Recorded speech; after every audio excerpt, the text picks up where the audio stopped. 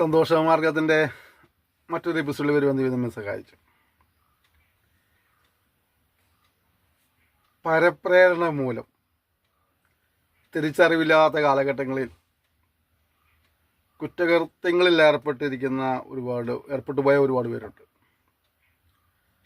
ലഹരി വസ്തുക്കൾക്ക് അടിമകളായി പോയ ചിലരുണ്ട്. തിരിച്ചറിവില്ലാത്ത പ്രായത്തിൽ ചെയ്തു പോയ അപരാധങ്ങളുടെ ഫലമായിട്ട് ഒരായുസ് മുഴുവനും കഷ്ടതയും നിന്ദയും അനുഭവിക്കുന്ന ഒരുപാട് പേർ നമ്മുടെ ചുറ്റുപാടിലുണ്ട്.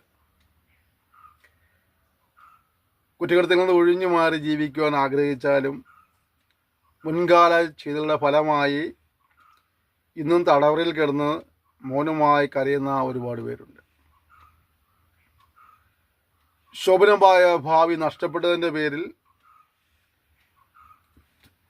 ലഹരിക്ക് അടിമകളായവരുണ്ട്, നിരാശയാൽ രോഗികളായവരുണ്ട്. ജീവിതത്തോട് വെറുപ്പ് തോന്നിയിട്ട് അത് അവസാനിപ്പിക്കുവാനായി ശ്രമിച്ചവരും സമൂഹത്തിൽ വിരളമല്ല. ഒരിക്കൽ സംഭവിച്ചു പോയ തെറ്റുകളെ പ്രതി മാനസിക തകർച്ച അനുഭവിക്കുന്ന ഒരുപാട് പേരുണ്ട്. ഇവിടെ നമ്മൾ മനസ്സിലാക്കേണ്ട ഒരു കാര്യം, ഈ കെടുതികളിലേക്ക് നമ്മെ നയിച്ച സാഹചര്യങ്ങൾ വിഭിന്നമായിരിക്കാം. അവിടെ പലപ്പോഴും നാം ശരിയായി എടുക്കേണ്ട തീരുമാനങ്ങൾ എടുക്കുവാൻ കഴിയാതെ പോയി എന്നുള്ളതാണ് നമ്മുടെ പരാജയം.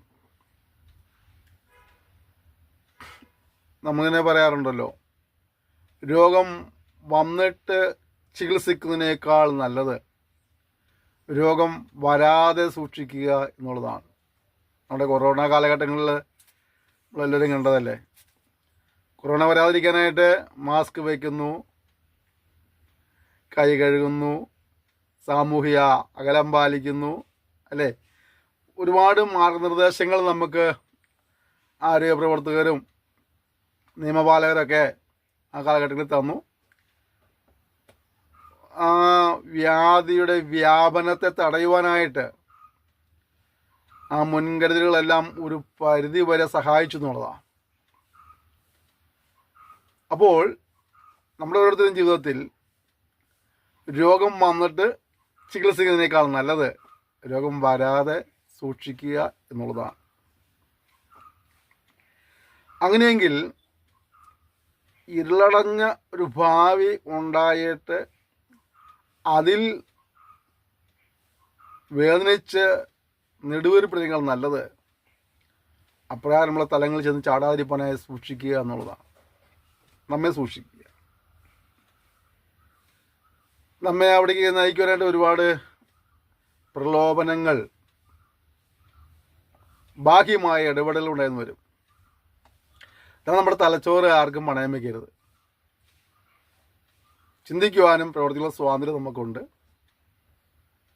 അത് മറ്റൊരാളുടെ വാക്ക് കേട്ട് മറ്റൊരാളുടെ പ്രേരണ മൂലമായിട്ട് നമ്മൾ അപകടത്തിൽ ചെന്ന് ചാടത്തക്ക രീതിയിൽ നമ്മൾ ഒരിക്കലും നമ്മുടെ തലച്ചോറിനെ ഉപയോഗിക്കരുത്. ജ്ഞാനിയായ ഒരു മനുഷ്യൻ പറഞ്ഞു കേട്ടോ, മകനെ പാപികൾ നിന്നെ വശീകരിച്ചാൽ വഴിപ്പെട്ടു പോകരുത്. അപ്പോൾ അകൃത്യങ്ങളിലേക്ക്, അനീതികളിലേക്ക്, അധർമ്മങ്ങളിലേക്ക് നമ്മെ നയിച്ചു കൊണ്ടുപോകുന്ന ബാഹ്യമായ പ്രേരണകൾ ഉണ്ടാകുമ്പോൾ നമ്മൾ അവയെ ഒഴിവാക്കിയിട്ട് മുന്നോട്ട് പോകണമെന്നാണ്